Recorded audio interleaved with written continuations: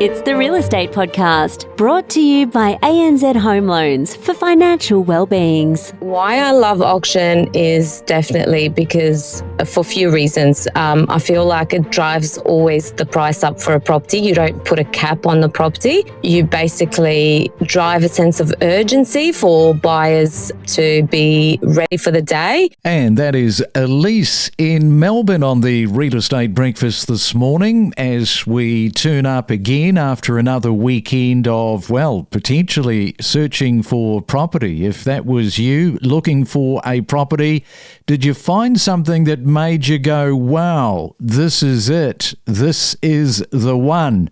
Or maybe on the other side, you were catching up on some of the episodes from us with property, because we now have over 1,280 episodes.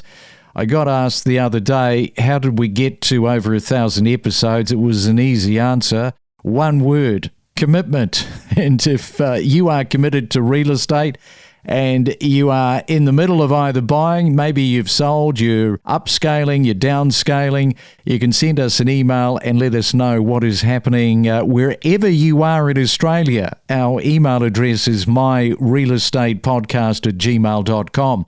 It is a Monday, as I mentioned, June the 9th. Quick mention here about Rockhampton region. It is experiencing a bit of a property boom with the annual median house price now reaching $500,000. Suburbs like Rockhampton City saw a 40.5% increase to $360,000. So you can imagine that's with over a 40% increase, and it's risen to $360,000.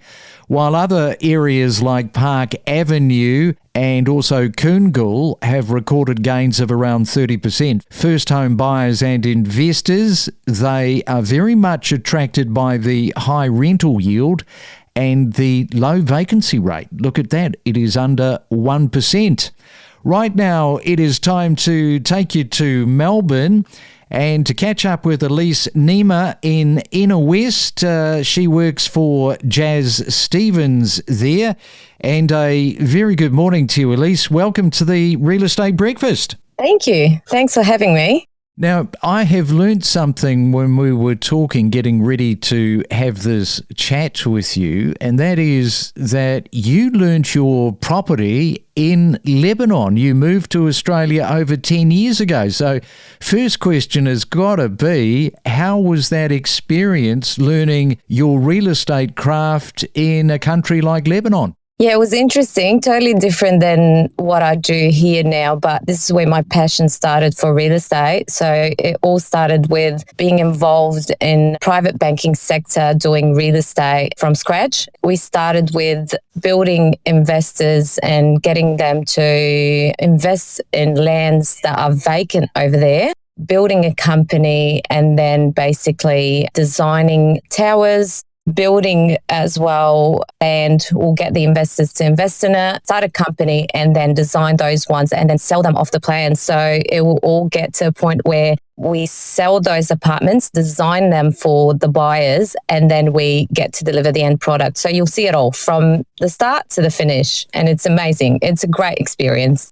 Yeah, that's a great way to actually learn real estate, because you're not just looking at one facet. You've got a really deep dive into the finance side, and not all real estate agents get that opportunity, particularly by the sound of it, with some large-scale projects and many investors right across the board by the sound of it. Yes, true. Yeah, it's very, very interesting to see that side as well, because you're investing in the finance of, what will the land cost, how to make profit for those investors.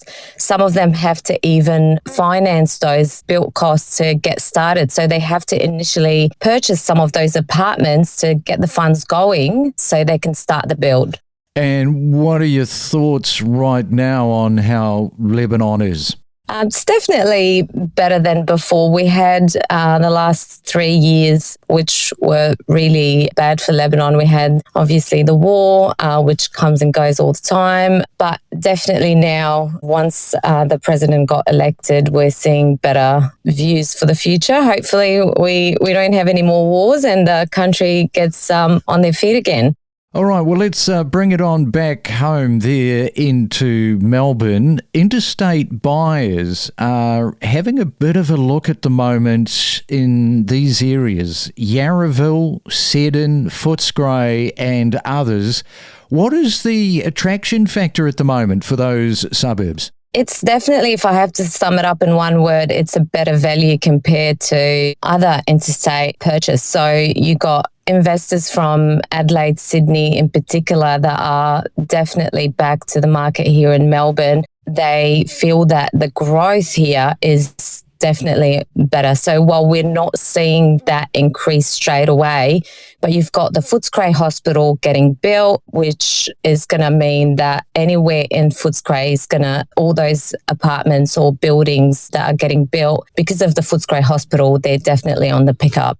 All right, we are talking to Elise. She is in Melbourne. When we come back, we're going to find out about first home buyers, what is happening in that market for her, particularly for those mum and dads, and whether they're feeling a little bit more confident because of some of the downward movement on interest rates. We'll talk about that after this. It's your weekday real estate breakfast with news, interviews and predictions every morning on the Real Estate Podcast. Are we seeing broad national trends emerge, or are the changes more fragmented between regions and property types? What do you think? Yeah, median house prices have certainly been on the rise. Sydney is now the most expensive by a long shot, median house price of $1.486 million, and a unit is now $860,000. Brisbane's median house price is now the second in Australia at just over $1 million. Perth's now $850,000.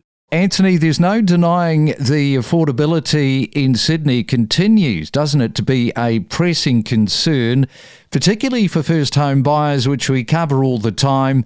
However, there are still suburbs and regions where the cost of buying is actually less than renting. What should buyers be looking out for when they're doing this sort of weighing up rent versus the buying decision? The specifics of these areas are Rosehill in New South Wales. The weekly mortgage repayments would be $550. Rental value is about $580. Fairfield, Ultimo, Harris Park, Mascot, Regents Park and Hollerwood.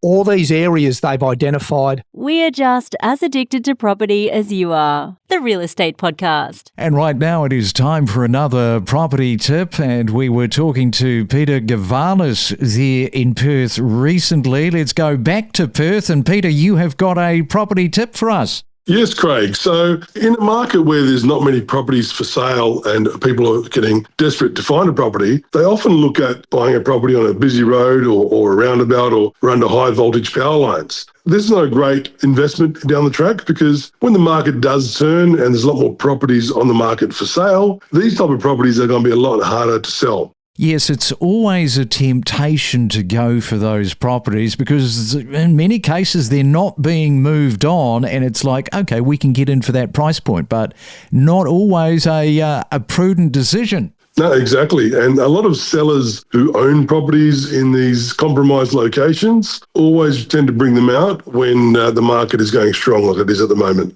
And it is a Real Estate Monday. We are talking to Elise in Melbourne. Just a side note here, which we've been talking about last week.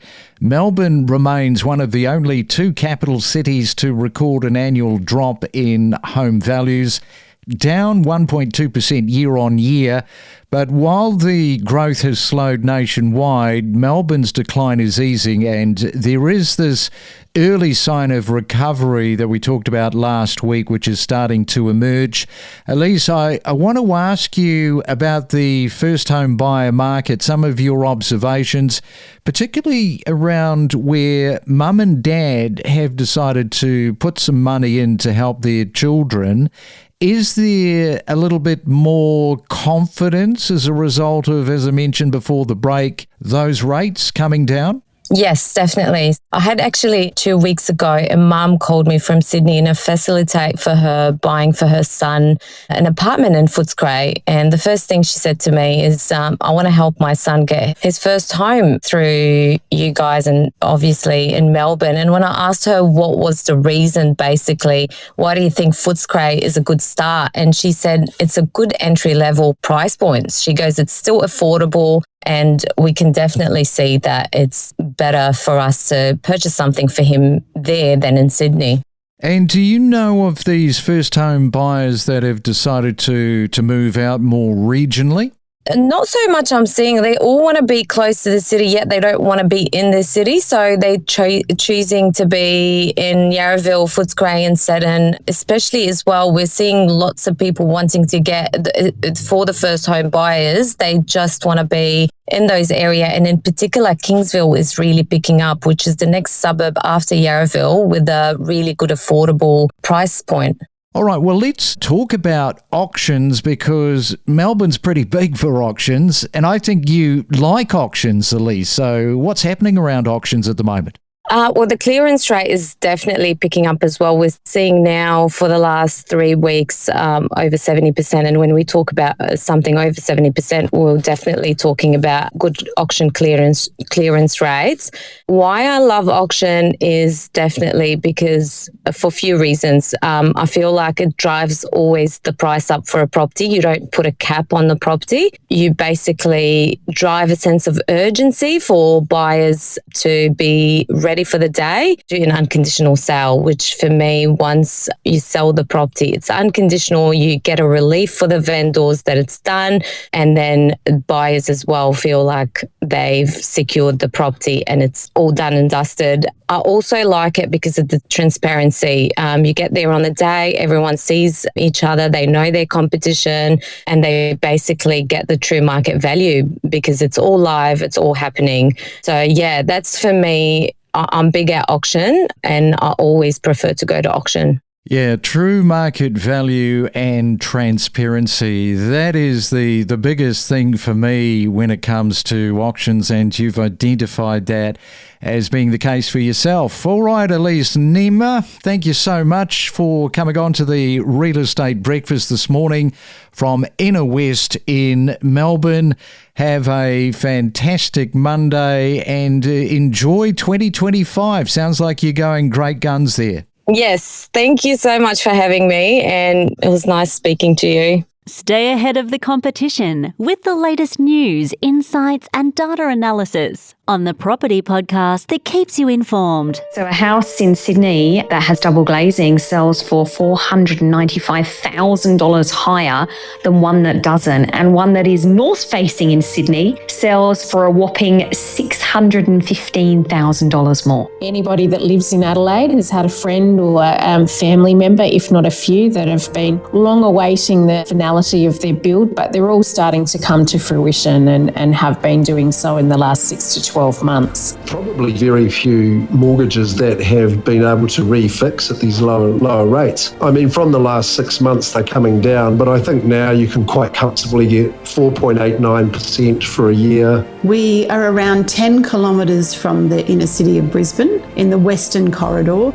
and our suburb begins where Ashgrove ends, and then we go as far up as to the border of Mount Nebo. So it is a beautiful area and beautiful green spaces. What we're doing with clients who are coming to see us now is explore the option of whether they have the ability to retain their existing home and refinance into their new home as opposed to selling and then buying, just to try and maximise the outcomes on both transactions so that they can buy at today's prices on the new, more expensive home, but then hang on to the old one and rent it out for a period. We connect you to the best real estate information across Australia. The Real Estate Podcast.